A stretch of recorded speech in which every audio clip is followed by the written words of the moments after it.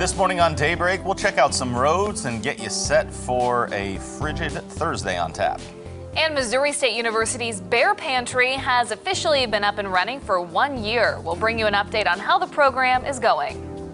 And the FedMed prison is hiring. You don't really need to go online to find out. We'll tell you the old school advertising method they're going through coming up this morning for you on Daybreak. Welcome back into the show. It's Thursday, February 13th. I'm Lauren Barnes. And I'm Joe Morano as we are cruising along here, still talking about Crocs, and they never go away.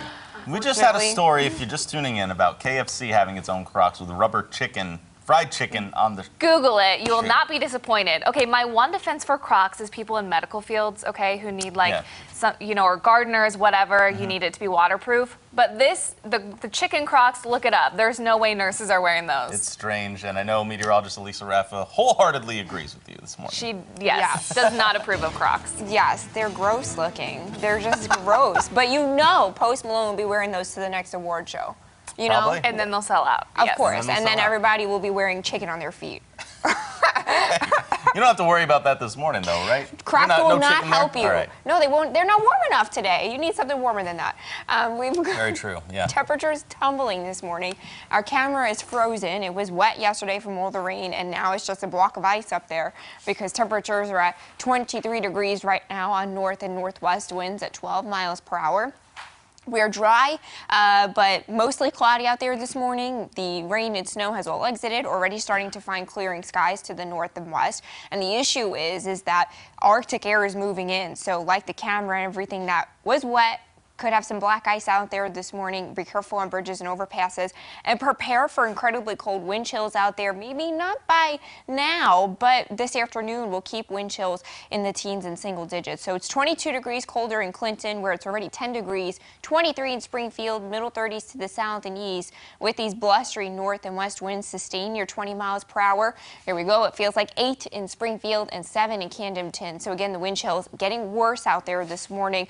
You want to make sure you bundle up today, even if it's, again, like West Plains, not that bad yet. It will get bad later. So dress in layers. Frostbite can occur in 30 minutes or less. Joe, Lauren.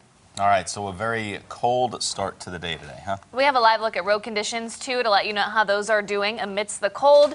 Roads in Springfield are clear, as you can see out our windshield here, but as temperatures continue to drop, anything that was wet yesterday from rain or snow could quickly freeze. Watch out for black ice and slick spots, especially on bridges, overpasses, and sidewalks. And of course, the MoDOT Travelers Map is something you want to look at right now. Those areas to our northern part of the Ozarks clearing up right now. Just a small patch of light blue on the map, which means those roads are still mostly clear. So again, just watch out for little spots of snow and ice. The flooding is what you need to watch out for in the southeastern part of our areas there. As you see in those Douglas County areas, you'll have several parts of road on Y or FF or EE all closed due to flooding that's near creeks and everything. You'll just need to watch out to never drive through a flooded roadway.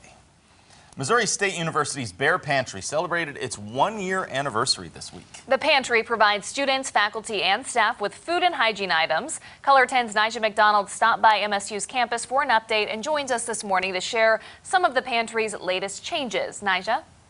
Well, good morning, Lauren and Joe. A lot has changed since MSU's Bear Pantry first opened its doors 1 year ago, including a new location and the number of students the pantry now serves. Missouri State University's Bear Pantry has a new look. We're getting refrigeration put into this room, which we couldn't have done in the smaller space. Just in time for its 1-year anniversary.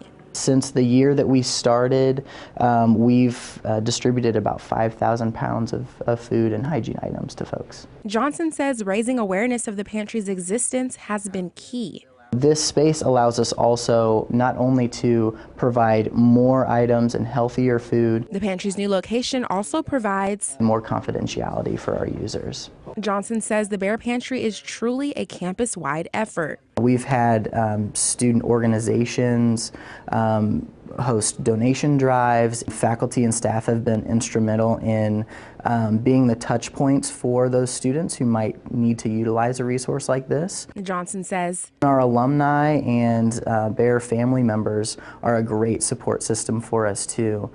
Just last week we had a couple of MSU family members come and bring close to 200 pounds of food to donate to the pantry. he says donations help keep the pantry up and running, especially as the need for this kind of on-campus service continues to grow. We've seen about a double the amount of students this first month of 2020 using the pantry than there was last year. Johnson says he hopes the pantry will one day be able to provide more fresh food options, like fresh fruits and veggies, meats, and even milk.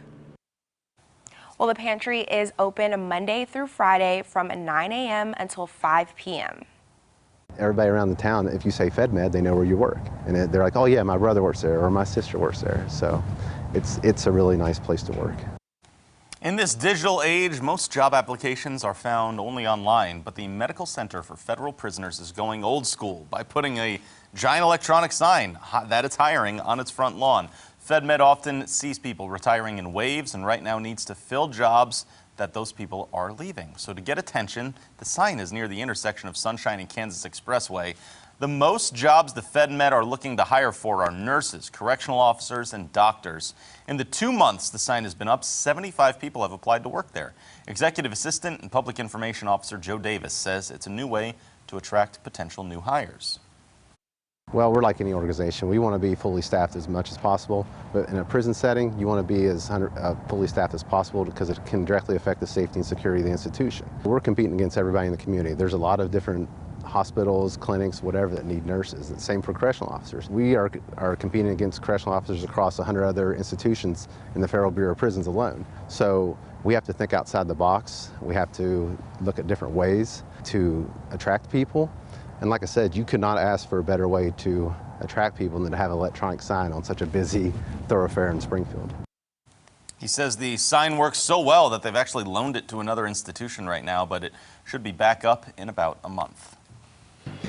In your news around the region, sanctuary cities can be a controversial subject. Those are cities that typically protect undocumented immigrants from deportation or prosecution. And while there are none currently in Missouri, a city in Kansas is considering that option. At a city hall meeting in Lawrence, Kansas, they discussed the possibility of becoming a sanctuary city. Lawrence city officials worked with a group called the Sanctuary Alliance on the city's immigration policy. Most people at the meeting supported the proposal. Completely against what the current president's doing, I guess, when it comes to immigration. I think most of us realize that these aren't dangerous people.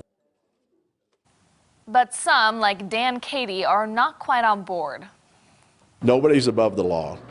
I've heard that a lot on the news lately. No one is above the law, and if you don't like the law, get with your congressman, have them change it. But no one is above the law. 3 years ago, Lawrence became a welcoming city. City officials say they are aware that adopting this status could hurt funding and the relationship with the federal government. If the proposal passes, this would be the closest sanctuary city to the Ozarks. We don't have anything on the windshield this morning in the Ozarks on the Color 10 Live Drive, but those roads could be wet in spots from yesterday's rain and freezing quickly. It's already 10 degrees in Clinton and 23 in Springfield. Wind chills are at 9 in Springfield right now. Details on an incredibly cold day ahead coming up next. From Color 10 Ozarks First, Lauren Barnes, Joe Morano, and weather with meteorologist Elisa Raffa. This is Color 10 News Daybreak.